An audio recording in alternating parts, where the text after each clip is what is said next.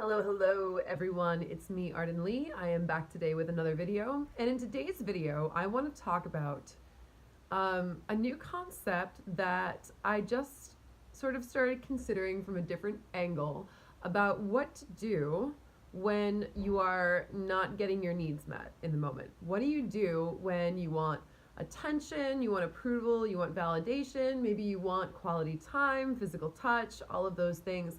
And for whatever reason, that need is not being met at the moment. I'm going to talk about that in this video, but of course first, as always, if you haven't yet done so already, I'd love to invite you to subscribe to my channel and or like my page, depending on which platform you are viewing this video on.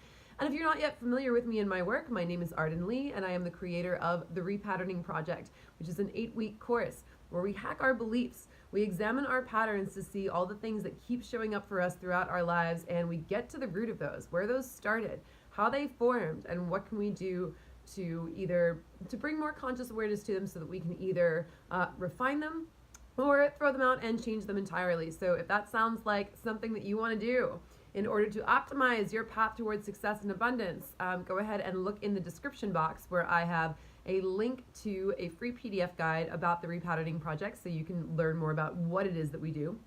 And I also have a link to the Repatterning Parlor, which is the free Facebook group that I moderate for people who are looking to come together and do more of this kind of work. So if that interests you, go ahead and check those out. We would definitely love to see you in the parlor, so come say hi and let us know where you found us.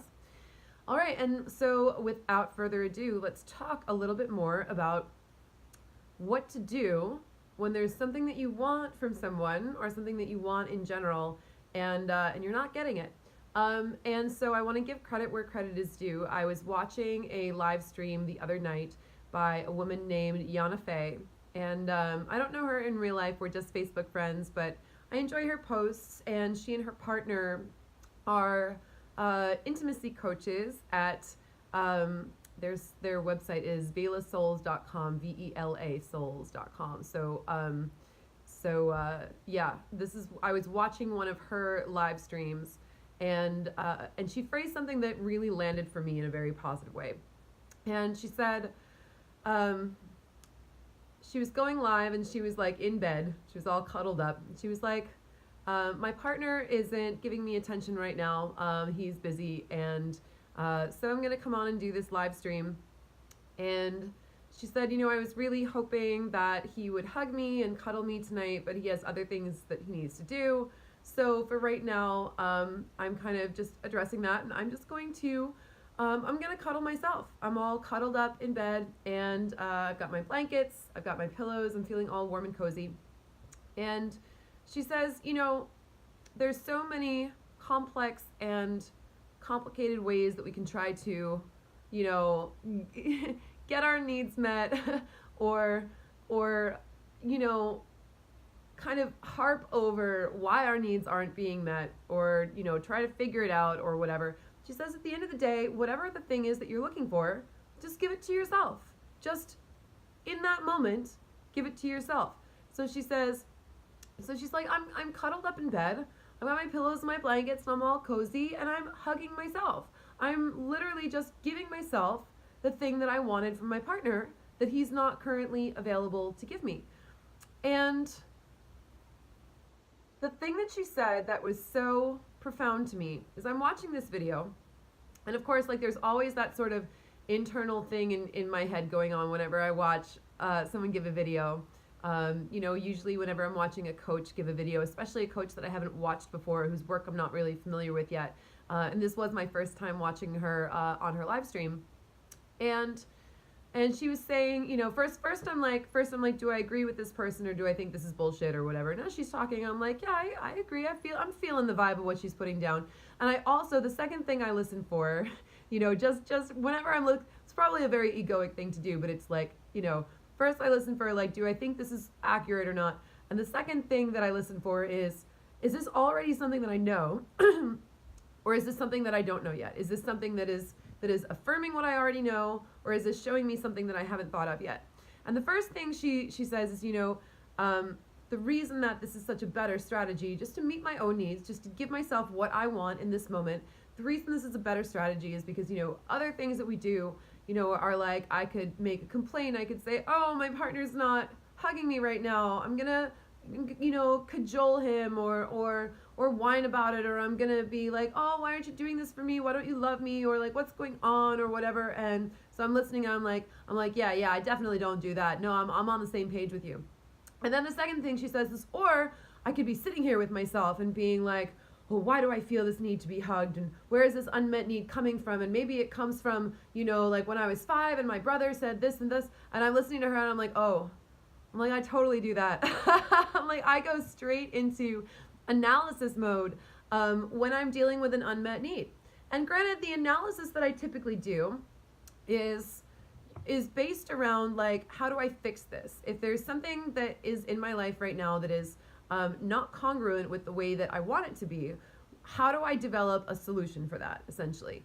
And that's served me really well as a strategy in my life, because I get to go into that feeling and I get to, I get to sort of hack where I can start making changes. And then I can either, start setting intentional language around it. I can start hacking my confirmation bias, so I start seeing more and more of it in the world that's available to me. But what she did in that moment that was so brilliant is she was like, when you give it to yourself, you put yourself in the vibration of receiving. She says, so if I'm sitting here and I'm cuddled up and I'm hugging myself and I'm really just enjoying myself, and I'm seeing this, and I was also like, I was a little bit stoned. So seeing her energy, Virgil, oh my goodness, y'all, my cat, come here. Oh, you are so bad. Oh, you are so bad. My cat clearly has an unmet need right now, and his strategy for how he's going to go about that is to annoy me, apparently. And apparently I'm going to reinforce it. This is Virgil, everyone, for anyone who has not yet met Virgil. But what she says is, so I'm a little stoned and I'm watching this video because it's late at night, and I'm watching her as she goes from describing taking care of her own needs, like, I'm going to cuddle myself, I'm just going to be in that vibration of receiving, and then my partner is going to be so much more likely to come over and give me a hug anyway, because it's not this big, like, sort of gaping need. It's not this, like, I'm already there, like I'm already, feeling my own kind of love. I'm feeling that own sensuality, of being cuddled up in my bed and everything. And my partner is going to be so much more likely to give me what I want than if I'm not in that vibration, because I'm putting myself in the vibration of receiving by giving it to myself. And watching her describe that versus watching her describe the other two modes, I could see her energy completely change. And I was just like, wow, I'm totally on board with you. You look so much happier, so much more fulfilled, so much more, as she said, in that vibration of receiving, when you're really just giving yourself the thing that you need, than when you're like overanalyzing it, So this was so useful to me as I'm watching this, because, and I realized, and of course, obviously I'm still overanalyzing a little bit, but I realized that sometimes when we're in that vibration of really feeling an unmet need, sometimes we worry that it's going to be unmet forever, and that especially, she's currently partnered, and I'm currently not partnered. So when I need, touch or, something that I'm not getting, it's like if I had a relationship with a partner and, okay, he's not available to hug me tonight. Okay, well, whatever, he'll be around to hug me tomorrow, or, or maybe it's a consistent pattern, and then we have to sit down and address it and make a relationship agreement where, all of our needs get met and we figure out what that looks like, right? But in the case of being single and being like, wow, do I even have someone that I trust right now, that I would want to, to come around and hug me in any kind of way that's romantic or what have you. Sometimes I think the thing that puts me into this sort of analysis problem solver mode is the idea that the scarcity is going to be forever. And right, like if I don't have something right now, then I have to fix it or else I'm never gonna have it, right? And that's certainly, there are times that has served me really well. There are times that I've been able to hack around big chunks of information and big patterns in my life and make big changes that have made really, really big results. Because sometimes it really is something that's really deep and that needs adjusting.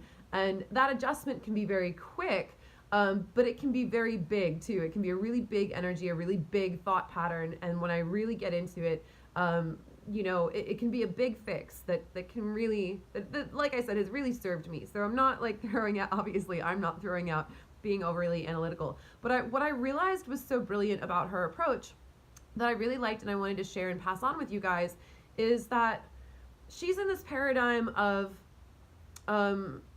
understanding that that scarcity is not forever. That if it's just a matter of I want my partner to hug me tonight and tonight he's not hugging me, so I'm just going to take care of myself. I don't have to go super deep into it. And when I made that connection about the fact that the reason that works for her, specifically, that putting herself in the vibration of receiving helps her to get her needs met more easily, whether it's by herself or whether it's by attracting more receiving, by the fact that she put herself in the vibration of receiving to begin with. You're not going anywhere because you're running around trying to hit the camera over, okay? So when she did that, there's an underlying belief there that there's nothing that needs to be fixed, that she's just putting herself in the vibration and just giving herself what she needs in that moment, which means that overall she's operating by a belief that everything's cool as it is, and this is just a momentary scarcity. And when that clicked for me, I was like, how much have I been creating scarcity by assuming that it's this long stretching pattern, right? And what can I do for myself by avoiding going into overanalysis when I see a need that's not being met in my life and just giving myself the thing that I need. If I just give it to myself and put myself in that vibration, will that actually help me to create the belief more so that there's actually nothing wrong, that there's nothing that needs fixing? I think that's a matter of discernment, I think that's a matter of if something comes up that feels super triggering, or if something comes up that seems like a long form pattern that needs to be addressed. Just like she said, if it's a long form pattern, then yeah, we sit down, we say, these are my needs in relationship, can we make agreements around this? I need to be hugged this many times a day or whatever. Sure, then of course there's that opportunity for that. But if it's just that momentary thing, sometimes you just need to just give it to yourself, and that will put you in the vibration of receiving. And that means you are operating from so much more of a full cup. And that means that you might be more and more likely to get that thing that you want when you're out in the world. So I'm just considering that idea this week. I'm considering how much I go into overanalysis when I could just meet the need. When I could just say, oh, there's no one around to hug me or cuddle me tonight. So you know what? I'm going to run myself a wonderful bath. And I'm going to, put fresh sheets on the bed.